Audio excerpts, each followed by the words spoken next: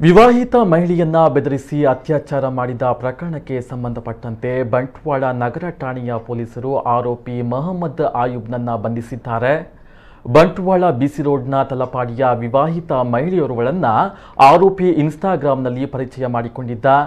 ಆತ ಮಹಿಳೆಯ mobile number ಅನ್ನು ಪಡೆದುಕೊಂಡು ಕರೆಯನ್ನ ಮಾಡಿ ತುಂಬಾ ಪ್ರೀತಿಸುತ್ತೇನೆ, ಮದುವೆಯಾಗುವಂತೆ ಪೀಡಿಸ್ತಾ ಇದ್ದ ಎನ್ನಲಾಗಿದೆ. ಬಿಸಿ ರೋಡ್ನ ಪೇಟೆಗೆ ಬರುವ ಉದ್ದೇಶದಿಂದ ಮಹಿಳೆ ರಸ್ತೆ ಬದಿಯಲ್ಲಿ ನಿಂತುಕೊಂಡಿದ್ದಾಗ ಮಹಿಳೆಯ ನಿರಾಕರಣೆಯ ಮಧ್ಯೆಯೂ ಕಾರಿನಲ್ಲಿ ಬಲವಂತವಾಗಿ ಕುಳ್ಳಿರಿಸಿ ಮೊಬೈಲ್ನಲ್ಲಿ ಫೋಟೋಗಳನ್ನು ತೆಗೆದು ಬಳಿಕ ತಲಪಾಡಿಯಲ್ಲಿ ಬಿಟ್ಟು ಹೋಗಿದ್ದ. ಆದರೆ ಈ ವಿಚಾರವನ್ನ ಯಾರಿಗಾದರೂ ತಿಳಿಸಿದರೆ ಫೋಟೋ ವೈರಲ್ ಮಾಡುವುದಾಗಿ ಬೆದರಿಕೆ ಹಾಕಿದ್ದ.